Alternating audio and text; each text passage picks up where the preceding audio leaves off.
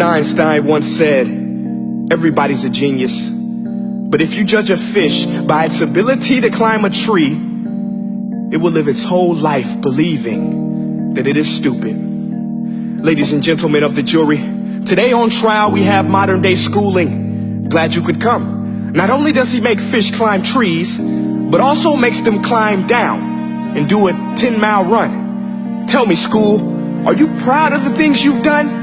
Turning millions of people into robots, do you find that fun? Do you realize how many kids relate to that fish swimming upstream in class, never finding their gifts, thinking they are stupid, believing they are useless? Well, the time has come, no more excuses. I call school to the stand and accuse him of killing creativity, individuality, and being intellectually abusive.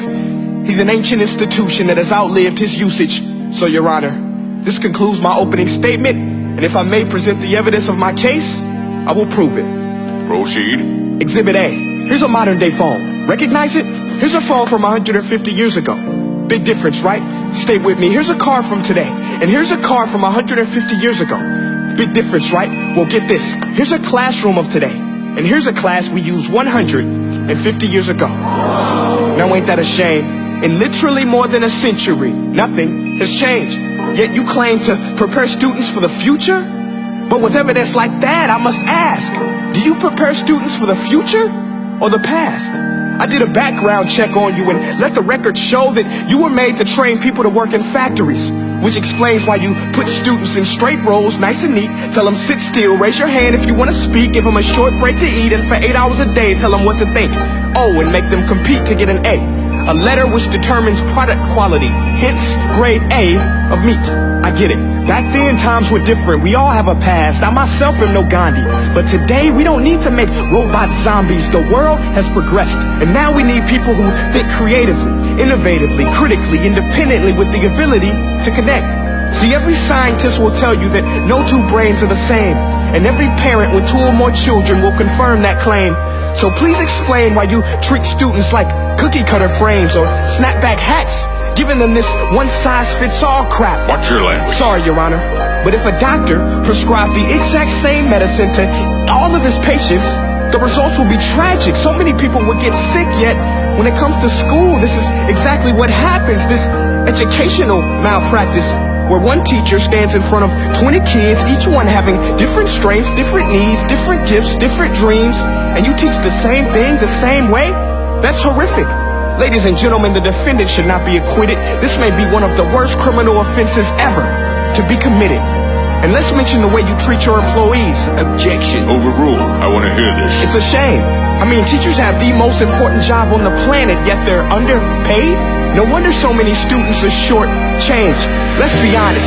Teachers should earn just as much as doctors, because a doctor can do heart surgery and save the life of a kid. But a great teacher can reach the heart of that kid and allow him to truly live. See, teachers are heroes that often get blamed, but they're not the problem. They work in a system without many options or rights. Curriculums are created by policymakers, most of which have never taught a day in their life. Just obsessed with standardized tests. They think bubbling in a multiple choice question will determine success. That's outlandish. In fact, these tests are too cruel to be used and should be abandoned, but don't take my word for it.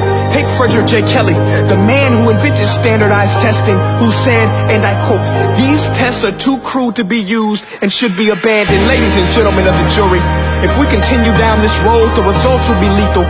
I don't have much faith in school, but I do have faith in people.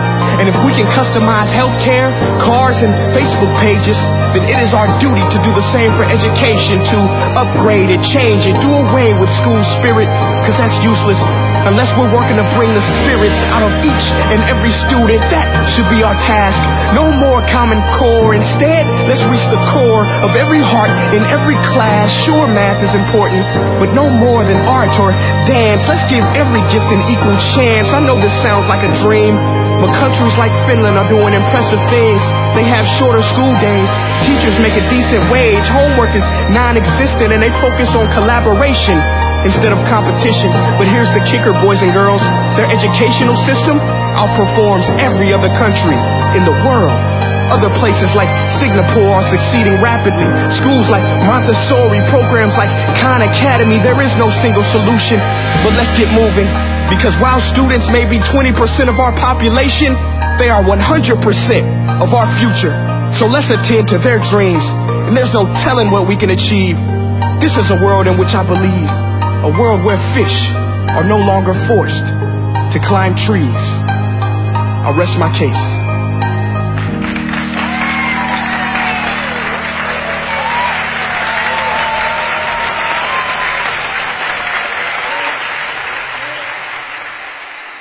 Hey guys, my name is Prince EA, and I want to say thank you so much for watching my video. But now, I want to know what you think.